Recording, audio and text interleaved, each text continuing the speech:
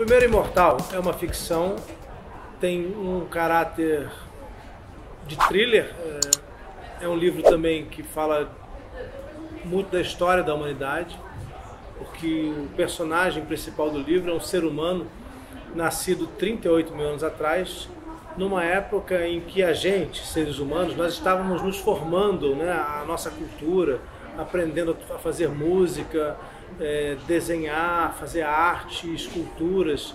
Ele vem desse tempo, um tempo distante de nós, 38 mil anos, mas ele é estruturalmente como nós, porque a gente sabe, né, a pesquisa arqueológica mostra que o ser humano daquela época era exatamente como a gente. E ao chegar ao nosso tempo, ele se depara com uma realidade diferente. Claro, há uma série de acontecimentos que eu não posso contar aqui, mas esse ser humano chega ao nosso tempo e a história vai nos levando até um futuro próximo para mostrar e tentar entender e viver também, né, um tempo que está chegando em que a tecnologia vai ser muito presente na nossa vida. Então, é um livro que, apesar de ser ficção, tem uma semelhança com os anteriores, que é a parte histórica, a pesquisa do livro, né? Todo livro é construído em cima de pesquisa. Eu viajei ao Polo Norte para algumas partes do livro que foram localizadas no Polo Norte.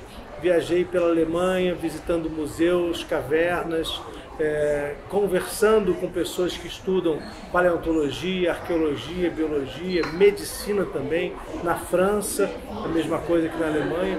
Então eu estive em várias partes do mundo pesquisando para entender como eu ia situar essa história, como eu ia fazer essa história.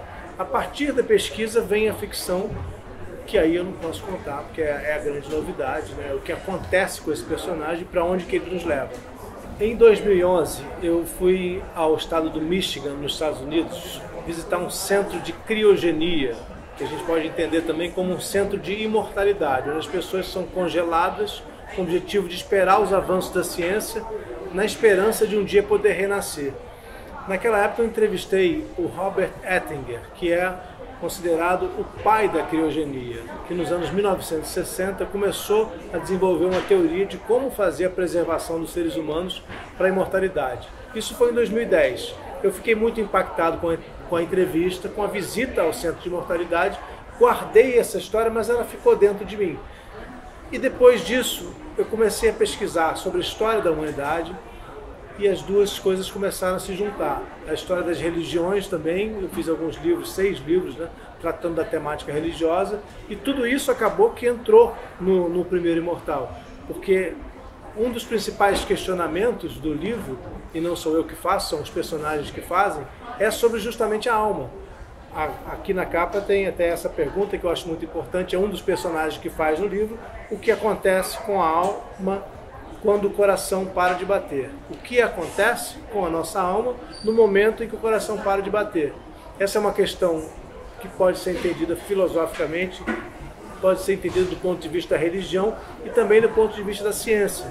E essas discussões todas aparecem no livro.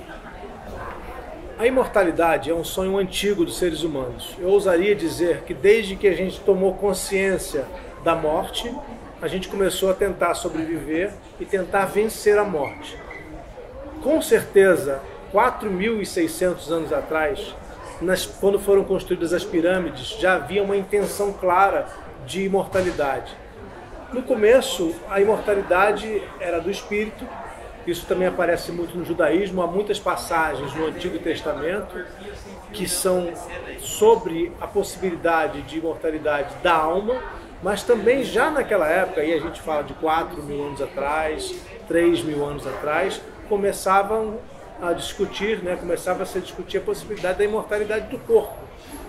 O cristianismo todo, a religião cristã toda, se baseia na imortalidade, na expectativa de uma vida eterna. Então é uma questão humana, a meu ver, essencial. A imortalidade nos acompanha desde que a gente descobriu a existência da morte.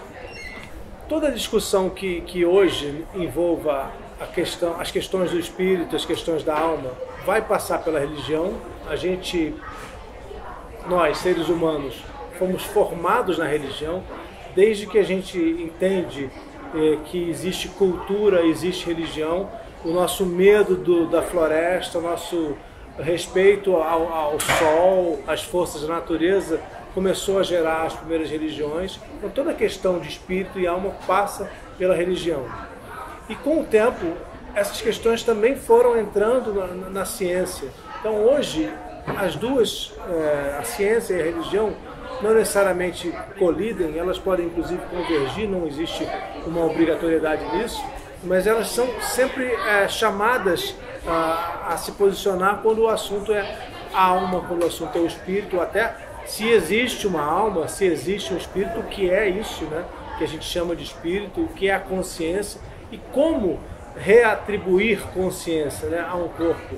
Se a gente conseguir o que essas pessoas, esses cientistas propõem, isso não estou falando só da ficção, eu falo também de uma realidade que existe, se houver de fato a possibilidade de preservar uma pessoa para uma vida mais longa, ou até como se acredita uma vida eterna, o que fazer com a alma? Como é que a gente repõe a consciência numa pessoa? Essas são questões fundamentais que trazem a religião e a ciência para o centro da discussão. Olha, se você já está com o livro na mão, ou se você vai comprar o livro para ler, o que eu diria é: não ouça, não leia nada na internet, porque não queria que estragassem a sua leitura. A ficção, ela precisa ser curtida página por página. Então, se eu posso mandar uma mensagem para você que vai ler o livro agora, leia, se isole do mundo, se puder, fique sozinho, abra o livro com calma, vá lendo, mas não deixe as interferências do mundo, desliga o celular, porque a história ela vai te conduzindo sozinha, e eu espero que você goste de ler assim como eu gostei de escrever.